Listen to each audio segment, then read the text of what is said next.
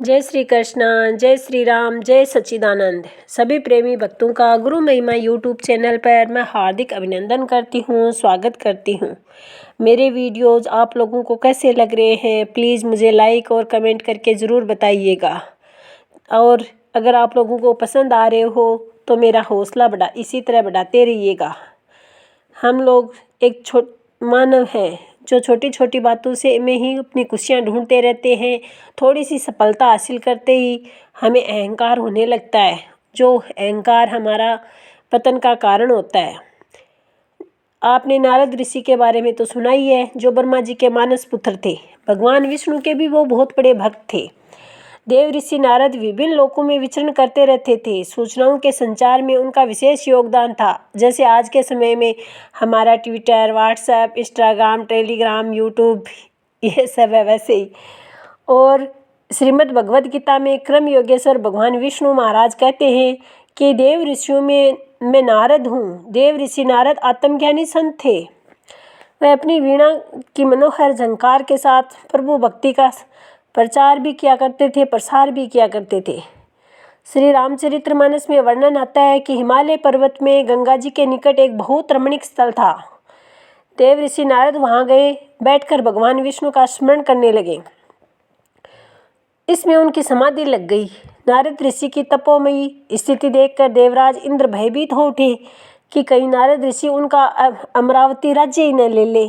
अतः उन्होंने उनकी समाधि को भंग करने के लिए कामदेव को भेजा। कामदेव ने अपनी माया द्वारा नारद ऋषि की समाधि को तोड़ने का अथक प्रयास किया, परंतु नारद ऋषि पर इसका कोई असर न हुआ। यह देखकर कामदेव डर गए तथा बहुत आर्त भाव से नारद ऋषि के चरणों में गिरकर क्षमा याचना करने लगे। नारद जी ने उन्हें क्षमा कर दिया, किंतु इस घटना से नारद ऋषि के मन में अहंकार व्याप्त हो गया कि उन्होंने कामदेव को जीत लिया है, और यह घटना उन्होंने शिव जी को बताई। भगवान शिव ने उन्हें आगाह किया कि यह कथा भगवान श्री हरि को कभी मत सुनाना, किंतु नारद ऋषि ने यह घटना भगवान श्री हरि को भी सुनाई। भगवान समझ गए कि नारद ऋषि में गर्व के भारी वृक्ष का अंकुर हो गया है।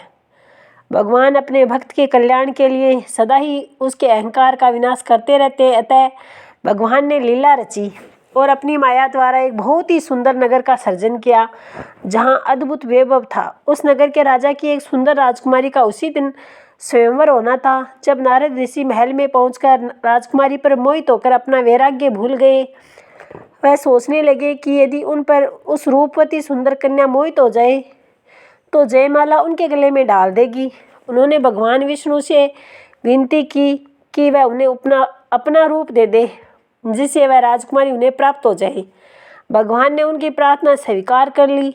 नारद ऋषि स्वयंवर में पहुंचे, किंतु राजकुमारी ने उनकी तरफ देखा भी नहीं तथा राजा के रूप में आए भगवान विष्णु के गले में जयमाला डाल दी। उस सभा में भगवान शिव के दो गण इस भेद को जानते थे। उन्होंने हंसकर नारद ऋषि से कहा कि जाओ, किसी दर्पण में अपना मुख देखो। जब वे अपना बंदर सा रूप दर्पण में देखते हैं तो उन्हें क्रोध आ जाता है और भगवान विष्णु को श्राप देते हैं कि जो रूप तुमने मुझे दिया है, जाओ, एक समय ऐसा आएगा कि इसी रूप वाले तुम्हारी सहायता करेंगे। जिस स्त्री को मैं चाहता था उससे मेरा वियोग कराकर तुमने मेरा बड़ा अनहित किया है, इससे तुम भी स्त्री के वियोग में एक दिन दुखी होगे। तब भगवान ने अपनी माया का पर्दा हटा दिया। नारद ऋषि ने भगवान के चरणों में गिरकर क्षमा याचना की तथा अपने किए दुख को प्रकट किया। इस कथा का सार यह है कि देव ऋषि नारद जैसे आत्मज्ञानी महान संत को भी अगर अहंकार हो सकता है, तो हम जैसे तुच्छ प्राणी तो अहंकार में ग्रसित होना कोई बहुत बड़ी बात नहीं है। अहंकार है वो मनुष्य की अवनति का कारण होता है। अहंकार की वजह से उसको अपमानित भी होना पड़ सकता है, दुख भी उठाना पड़ता है। अतः हम सबको चाहिए कि हम समय के सद्गुरु की शरण में विनम्र भाव से सेवा करते हुए सदा ध्यान, भजन, सुमिरन करते रहें। परमपिता परमात्मा से जुड़कर ही हम उन विकारों से बच सकते हैं जो हमें मुक्ति पथ पर अग्रसर करा सकते हैं, हमारा कल्याण करा सकते हैं, स्वच्छ समाज का निर्माण कर सकते हैं। हमें कदम कदम पर हर तरह की वासनाओं से बचने की कोशिश करनी है। इस कलिकाल में घोर यातना एक हर तरह से विकार ही विकार भरे हुए हैं। उन सब से बचने के लिए हमें बहुत ही सावधानी पूर्वक भजन साधन करना है, सुमिरन करना है। जितना भी समय हम निकाल सके उसी को नाम को हमें निकालना है। नाम जपू कलु आयो, यानी घोर कलिकाल आ चुका है और इसमें नाम सुमिरन ही, नाम का जप करना ही हमारे कल्याण का कारण है, बाकी कुछ नहीं है। इसी के साथ मैं अपनी वाणी को विराम देती हूँ। आपको मेरे वीडियोज़ पसंद आए तो लाइक शेयर कमेंट ज़रूर करिए।